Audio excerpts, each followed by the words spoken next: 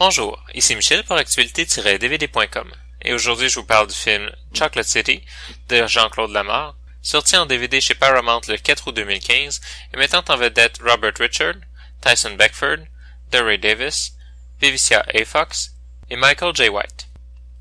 Un jeune homme afro-américain en grand besoin d'argent pour soutenir sa famille devient secrètement danseur exotique et rencontre un grand succès qui éveille les soupçons de son entourage.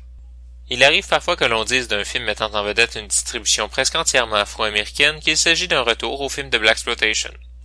La réalité est que malgré la diversité ethnique des États-Unis, on peut raconter une histoire avec des personnages presque tous afro-américains en restant crédibles et sans être raciste ou s'inscrire dans le style dépassé de la Blaxploitation qui fait encore plutôt rire aujourd'hui avec des titres comme Shaft ou Blackula. Cependant, Chocolate City s'inscrit tellement dans cette manière de créer de l'attraction autour des films qu'il semble presque revendiquer le retour du genre en lui-même. L'attrait du film et sa manière de se vendre est de promettre aux spectateurs et spectatrices qu'ils vont voir des hommes afro-américains danser de manière sexy et même suggestive, le plus nu possible pour faire un film classé 13 ans et plus. Le film fait référence de manière constante à Magic Mike, autant sur la pochette du film que dans le film lui-même où l'on parle du personnage de Magic Mike et même du film en tant que tel, rappelant qu'il s'agit d'un film, alors que là, on est dans la réalité. Et pourquoi ne pas aller une coche trop loin en appelant le personnage principal Michael, juste pour être sûr que la comparaison entre les deux films n'a plus rien de subtil. On a beau tenter d'éloigner l'idée de la Blaxploitation, mais l'un des incontournables du genre est la comparaison constante avec l'équivalent caucasien, que ce soit dans les allures de Shaft et des inspecteurs de police ou la comparaison inévitable de tous les personnages connus interprétés à l'origine par des caucasiens et par la suite par des afro-américains comme Dracula, Frankenstein ou des ninjas.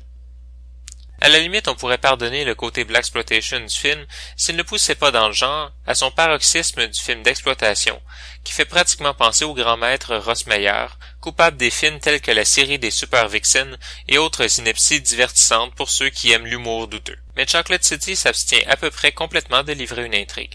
Le jeune homme devient danseur, il a un talent naturel à danser de manière sexy devant une foule en délire, il a quelques difficultés qu'on finit par passer sous silence dans une ellipse pour reprendre le plus vite possible les représentations à l'écran de danseurs nus, et sans vouloir raconter la fin, le tout finit en queue de poisson, coupé court.